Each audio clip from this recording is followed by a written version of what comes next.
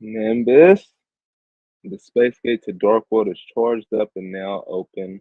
Welcome back, X, YouTube, Twitch. It's your boy KDZ bringing you guys another one for watching. Again, guys, we're going to do these videos because I have a huge passion for trading card games. I love talking about trading card games. I want to continue to build a community that has the same love and passion for admiring all those gorgeous lore windows as I do. And with that, let's get into it. We left off yesterday. We was we went down the rabbit hole a little bit because we was into the 2014 Mega 10 Mega Pack when they ain't have nothing to do. Well, it did have something. Did it? No, I don't think it had anything to do with 2018. What the heck did the 2014 Mega 10's Mega Pack have to do with 2018? I don't know, but we ended up on Armada's Keeper of Boundaries. A pretty dope secret rare synchro monster. I'm coming out of Judgment of the Light originally. I think it was like Mystical Fairy Euphoria. Oh man, that's so disappointing. Mystical Fairy Euphoria didn't get a reprint in this set. They missed it. They had a chance to pick that secret rare, bring it to life. Evanescence. Uh, yeah, Daddy Dude.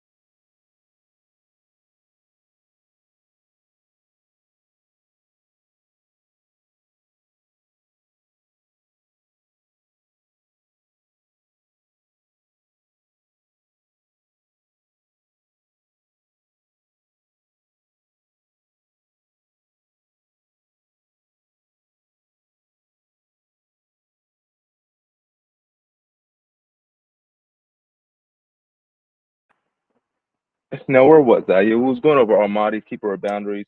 He reminds me of a couple of cards. I think it was like Chaos Angel, maybe?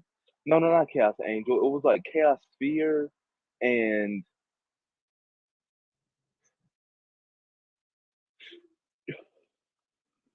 there was another card that came with Chaos, but Chaos Sphere and some other Chaos monster.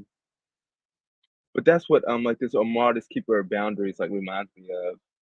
I feel like there's some type of connection, but I mean we would never know because unlike Magic, Yu-Gi-Oh likes to leave their lore ambiguous as hell. I mean they tell us in the spell and trap cards, but gee whiz, I mean can it be any more ambiguous?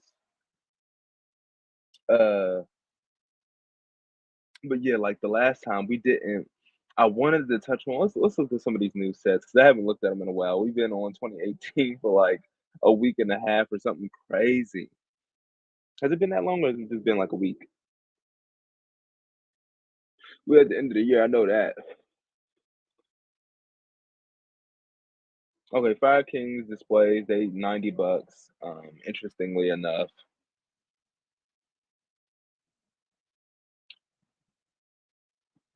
these are actually holding some value. Okay, Valiant Smashers. What do we got going on back here? Uh, the Centurion collector's rares, they're under $100 right now. You're looking at 900, yeah, 90 for Chudea, 94 for Primera.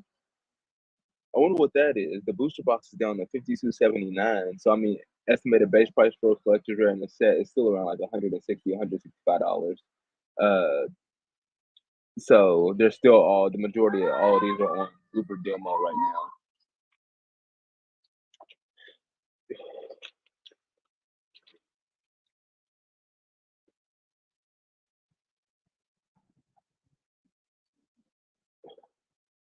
But yeah, looking at it, the ultra rares are still holding good value. Emblema O, 37 listings as low as $30, market price 31.96. Primera, 44 listings as low as 27.74, market price 32.71.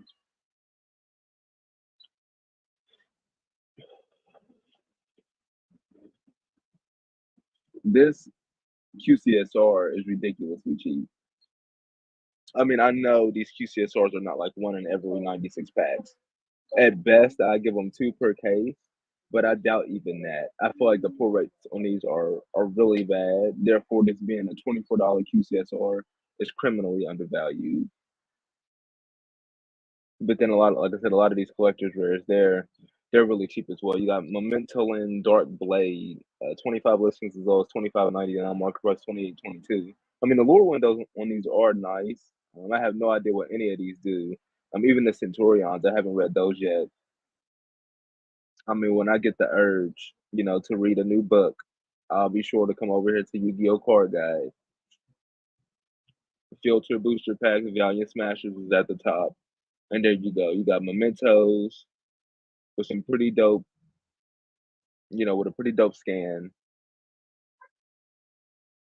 So was this the QCSR? I think this is the QCSR with a pretty dope scan. Dang, they have so much text on these cards. Look at the text.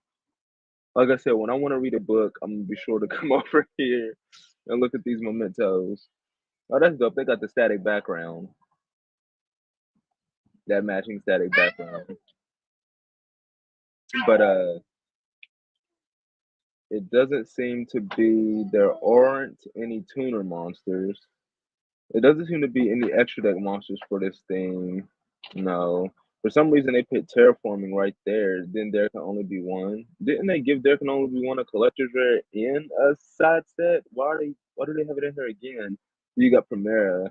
The background on these look nice, actually. This is the first time I actually looked at these cards on Yu-Gi-Oh! Card Guide, but these lure windows look nice. I mean, yeah, TCG player, their scans, they don't do the lure windows justice at all. The only cards that really um, are able to show off their detail on TCG player are, I mean, well, you have to click into the card, and then outside of that, it's just full art cards. If you're looking at 24 listings at once, it's full art. Those are the only things you're really going to be able to see the true detail for. Um, but looking at that set, it did look kind of nice. 52.79. Like the card designs in there were pretty cool. Like I said, I don't know what any of them do. I'm not ready to read a book right now, but yes, that was the QCSR, the first card in the set. Memento Teculica Combined Creation. Okay. I wonder what the lore is behind that. And then they gave us Dark Honest Collector's Rare. What's Honest Collector's? Look at the difference between the Dark Honest Collector's Rare and the Honest Collector's Rare. The Honest Collector's Rare actually had, even though it's still criminally undervalued, you're looking at like almost two playsets for the price of what it would cost to pull one at random. Dark Honest is even cheaper than that. It's a sub $10. 44 listings goes 874 for a true side set collector's rare. As Perfect Cell would say during the Cell games, incredible. I don't want to get too stuck. I mean, the ultra rares are really holding this set up some way, somehow. I don't want to get too caught up in a Valiant Smasher, though. Let's go into the rarity collection. We haven't looked at this in a minute. It's been a couple of days or so. We filter in only QCSRs. That's where our focus is. I really don't care what happens to the Prismatic Collector's rares in the set. The Prismatic Ultimate rares, I'm sorry, guys. If you guys want more info on that stuff, you're going to have to. I mean, maybe one day, I may be interested in seeing what those prices are going for, but I'm not interested in them at all right now. I'm looking for the cards that will poof disappear, and that's the QCSRs. These are the ones for sure that will go up in flames if you're not paying too close attention to them. I mean, Mud Dragon of the Swamp, 21 listings, goes 13.99, mark price 14.53 now.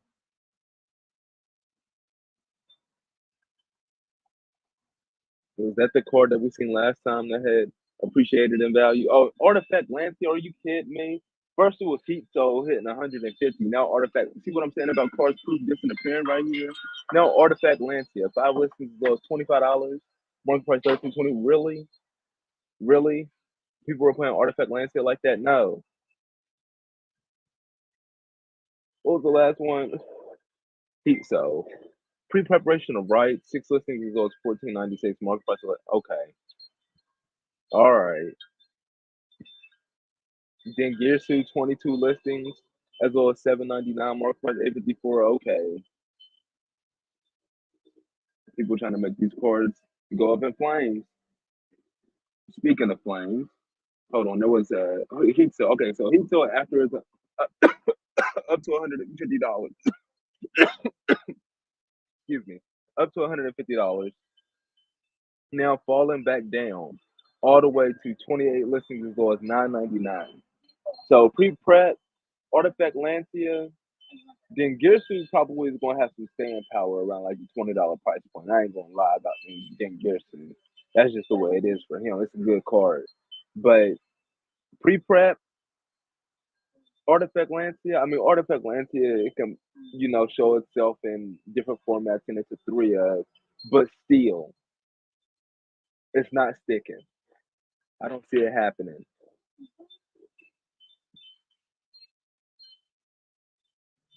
And of course, like always, guys, we doing these market watches outside alive with the live shooting live with you guys.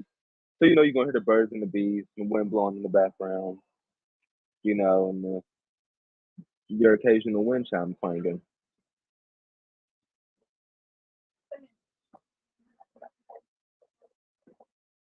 There's still a lot of really, really cheap QCSRs in here. Um, I did want to take a gander at some of the core set QCSRs. I know we're not sipping to our topic. Our main topic is, the year of 2018 and what's really going down in there 5 years later. There's some stuff I want to look at. Hold on. Okay, yeah, Age of Overlord. That's a good start. Age of Overlord, Duelist Nexus, Monstrous Revenge, 75 QCSRs. Shit, I could probably filter it right here. Yeah, let's go ahead and filter it right here because this is really what I want to look at. Monstrous Revenge, and then Duelist Nexus. Okay, so SP Little Knight, 23 listings as low as 495, market price 503. Okay, about steady. IP Masqueranas up 14 listings as low as 274.95. That happened a good week ago. I want to say we looked at this and seen that. Um,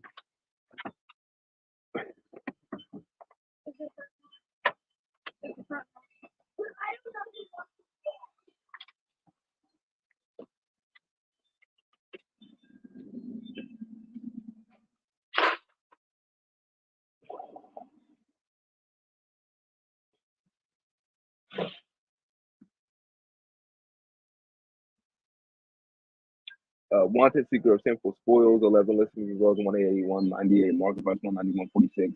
We don't got the booster boxes up for Age of Overlord, but I think they're around $80 right now. So, you're looking at like 2 for 1. The price of what it would cost to pull one Sinful Spoils at random, you can buy two straight up. So, yeah, you could buy what, like, how many booster boxes? The 4 booster boxes for that price. And that'll give you 8 secret rares. So you can try to pull, you know, more than one to the secret simple squares and those 8 secrets as well. But it's a gamble. It's placing your bet. I'd much rather place my bet on just grabbing the 2 QCSRs like this straight up. Sit, cop that, take it from my bank account, ship it to my door. This is probably going to be max rarity for the lifespan of wanted secret sample spoils. So it's only been at 180, 198. If it sticks around, it's pretty good. Same thing with Sky Crisis. Like all it can really do from here, 12 listings as low as 166.10, market price 182.14. You were getting 2 for 1. All it can do from here is go up. The Baishu Lubellion, I thought it got bought out recently. It looks like it's going down. 8 listings as low as 157, market price 182.07. I think that's a really good deal, even though that's right around like because Battles of Legend Monsters Revenge, their booster boxes are like $55, and it's like one in every three boxes. One in every 3 boxes. A QCSR, one in every 3 boxes in Monsters Revenge. So that's like one in every 72 packs. So that's what is it? 50, about 170. So its market price is kind of right at the estimated base price. It's as low as listing price is a little bit under that, so it's like right at it. It's not on a deal or anything like that. It's MSRP essentially. Um, the Zeus is down, even though the Zeus has Starlight Rare that it has to compete with. I'm a huge fan of the QCSR, interestingly enough, because of that stamp. Like, I really, that embroidered stamp in the text box is really cool. I think it's really cool. I really like it. Um, and the same thing for the Black Witch. Like, this is probably going to be max rarity for her for the entirety of her lifespan. So, if she never gets hit, all this can do is go up. Welcome Labyrinth, appreciating the value. I wonder if they do hit Labyrinth, like what do they hit? Do they hit Lady? Do they hit Welcome? Do they hit Big Welcome? Like what's the target if they're trying to hit Labyrinth? M City, Glory of Horus, again another card if it sticks around. M City reminds me a lot of Rebellion. Like those cards together, I feel like are extremely powerful. And then for them to have QCSRs to top it all off and not have competing Starlight rares, like I said, Rebellion is pretty much MSRP, but Horse, you can get a place at a horse for the price of what it would cost to pull one at 28 listings as well as 99 to 69. Like that's a super deal or an Uber deal. I like that better. Lady Labyrinth with the Silver Castle got motherfuckers paying her bills in high heels if she didn't have a Starlight rare. 27 listings as well as 83.99 mark plus 109.70. It'll probably be higher, but I mean when you look at it,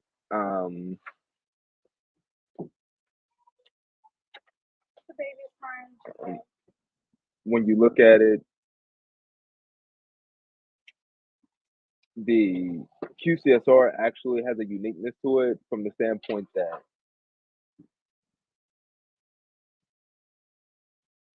it matches the Welcome Labyrinth QCSR. The Starlight, it can't do that. It can't match in rarity, which is, I think, really, really cool. I'm a huge proponent of having, you know, archetypes with matching card rarities. That's why I'm a huge fan, even though a lot of people dislike those ultra rare reprint sets because it just like floods the market with ultra rares. I'm a huge fan of those because they fit a lot of different archetypes in there together. Like what they did, I think it was Ghost from the Past, the second haunting, when they gave us like the agents, and then like in Magnificent Mavens, they gave us Sword Soul. I think they gave us something else in Magnificent Mavens as well. Was Scott Striker maybe? But just different scenarios like that. And then now you have like a whole. I would prefer to play with the Sword Souls all in Ultra right now over, have some Ultra, some Super, some Secret. Um, I would just prefer to do Ultra unless like there was ones that had like QCSRs or Starlights, and then I prefer those over even the matching because I mean, how can you say no to the luster? How can you say no to the personalization? I mean, if I'm personalizing, that's where I'm going. If a card has a QCS or a Starlight, if I'm personalizing, I'm going there. Like nothing beats those. Like I said, guys, these are TCG market watches. We cover a lot of different trading card games. Um, we've been riding high on Yu-Gi-Oh recently because we've been doing that trip down memory lane. I'm trying to think. There was something. I mean, it's hella brisk out here. I ain't even gonna lie. Like we've been resting on our laurels. I sound like somebody getting pulled over. We've been resting on our laurels. Like the past couple of days, it's been hella warm. December 15th, 14th, 13th, hella warm. But today it's not that. Today is the pictures that you see in storybooks with Santa.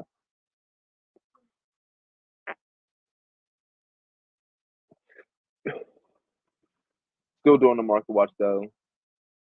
Gotta love it. Can't get enough. But what was I about to? We was about to divert our attention to a different TCG. I'm still on the first page of these, what, 3 sets that I'm looking at right now? Dual Set, Age of War, yeah, 3 sets.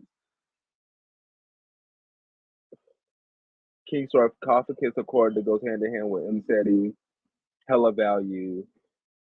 Terraforming, it was better value than this. It was like $60. So was the Super Poly, that was like $60, but I think they're still good value for what they are coming out of their respective sets. With Revolution T-Cron, that's it.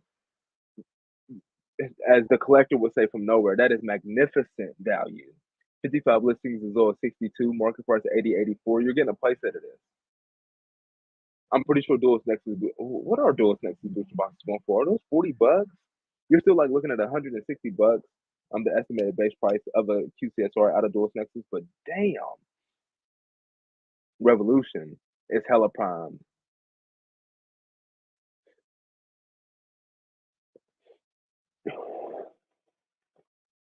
There was like some card reveals too for like some Melodious. Like nobody is touching Melodious. Nobody is touching Melodious. Like we go. I'm not even ready to look at the Melodious buyouts. I'm pretty sure like M Cole and them guys have already covered it. But I know Melodious is up, and then the Trident Dragion. I think I was watching John's market watch yesterday, and he was going over Trident Dragion, and yeah, that just got a. And that's what I was talking about, guys. When I said like I've been watching the anime, and I see there was a episode of Zex I was watching, like episode 101 or something like that, and the Yuma was fighting somebody whose deck was based around number 44 Sky Pegasus. Like every card, cards that had not been printed in the TCG and probably not even in the OCG, but in this anime episode, that card had a deck completely based around it. And I'm like, they can do that with anything. And that just the Trident Dragion is a perfect example. Like they're let's take Trident Dragion and create an archetype after it. Let's create lore behind the Trident Dragion. They can do it with anything. So I mean, your guess is as good as anybody's, in terms of placing your bet, expecting a card that doesn't have a reprint or doesn't have any connections to any other wars throughout the what's the word I'm looking for?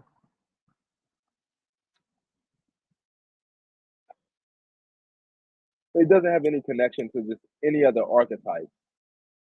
In the Yu-Gi-Oh lore, you can place your bet and you can win big. Whoever was holding Trident Dragons, they just won. And like I said, Konami, whoever was holding Melodious, they just won, and Konami could do it to anything. So, like I said, just go for what. That's what instead of trying to like time something, just go for what you really like. Go for the lure windows. Go for the settings that you're really smitten with, and that you shout out to Eminem lose yourself in. Noble Arms Museum, 3 listings as low as 84.99. Look at that Dark Arm Dragon QCSR, 19 listings as low as $94, multiplied 68.13. Long time coming. That was like $40 card, guys. I mean, you really should have picked it up then. It was like you could get like 4 for the price of what it would cost the pool one at the time when it was like 40, $50. Now it's like 2 for 1, which is still on the deal. But it's just appreciating towards, those original prints, because even with this printing, like we went back and looked at it probably like a month ago. The Dark Armed OT and Secret have not dropped at all. This card has not affected their value at all. Even though I would go with this way more, the Ghost Rare Nordis card has affected their value at all. That is just incredible staying power. But of course, guys, we can't be out here all day. Hopefully, I provide us value with this live stream market watch. Like Kakarot, send me your energy so we can get that space gate charged up for a part two. We're going to do a lot of energy though, because it's crisp out here. It's hella crisp. But with that, we're gonna be getting up out of here. Nimbus, are we in there? Are we in there? Are we in there?